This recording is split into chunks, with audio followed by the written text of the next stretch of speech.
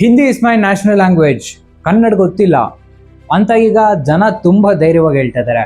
ಇವ್ರು ಇಷ್ಟೊಂದು ಧೈರ್ಯವಾಗಿ ಹೇಳೋದಕ್ಕೆ ಅವ್ರಿಗೆ ಸಲಹೆ ಕೊಟ್ಟಿರೋದು ಯಾರು ಅಂದ್ರೆ ಅದು ನಾವೇ.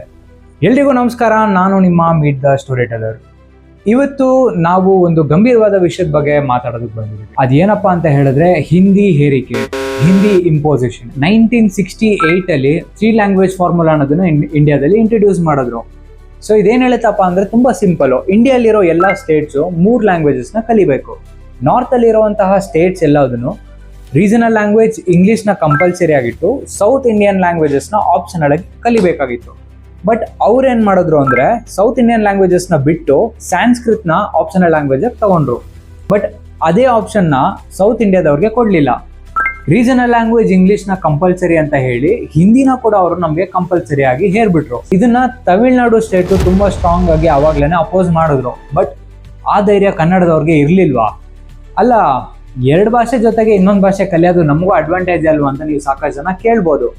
ಬಟ್ ಇದರಿಂದ ಏನ್ ಪ್ರಾಬ್ಲಮ್ ಆಗ್ತಾ ಇದೆ ಅಂತ ನೀವೇ ಯೋಚನೆ ಮಾಡಿ. ಜಲ್ದಿ ಬರೋ, ನಾಷ್ಟ ಆಯ್ತಾ, ಖರಾಬ್ ಆಗಿದೆ, ಇದೆಲ್ಲ ಕನ್ನಡ ಭಾಷೆನೇ ಅಲ್ಲ. ಬಟ್ ಈ ಹಿಂದಿ ಪದಗಳನ್ನ ನಮ್ಮ ಕನ್ನಡದಲ್ಲಿ ಎಷ್ಟು ಚೆನ್ನಾಗಿ ನಾವು ಅಳವಡಿಸ್ಕೊಂಡಿದೀವಿ ಅಂದ್ರೆ ಅದು ಕನ್ನಡನ ಹಿಂದಿನ ಅಂತ ನಮಗೆ ಗೊತ್ತಾಗ್ತಿಲ್ಲ. ಇದು ಹೀಗೆ ಮುಂದುವರ್ತಾ ಹೋದ್ರೆ ನಮ್ಮ ಕಲ್ಚರಲ್ ಐಡೆಂಟಿಟಿ ಮತ್ತೆ ಹೆರಿಟೇಜ್ನ ನಾವು ಸಂಪೂರ್ಣವಾಗಿ ಕಳ್ಕೊಂತೀವಿ.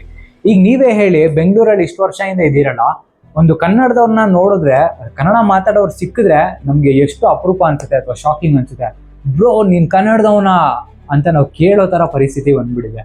ಎಷ್ಟೋ ಜನ ಹೊಲಸೆ ಬಂದವರು ಕೇಳ್ತಾರೆ, ನಾನು ಯಾಕೆ ಕನ್ನಡ ಕಲಿಬೇಕು, ನಿಮ್ಗೆ ಹಿಂದಿ ಬರುತ್ತಲ್ವಾ ಅಂತ.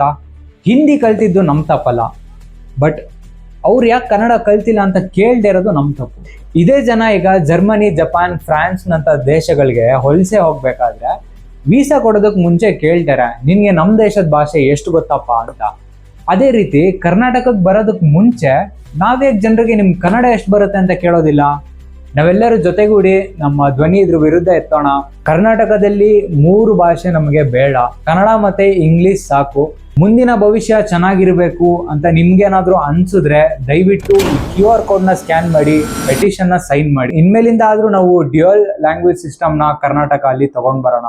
ನಮ್ಮ ಭಾಷೆ, ನಮ್ಮ ಹೆಮ್ಮೆ, ನಮ್ಮ ಹಕ್ಕು. ಜೈ ಕರ್ನಾಟಕ.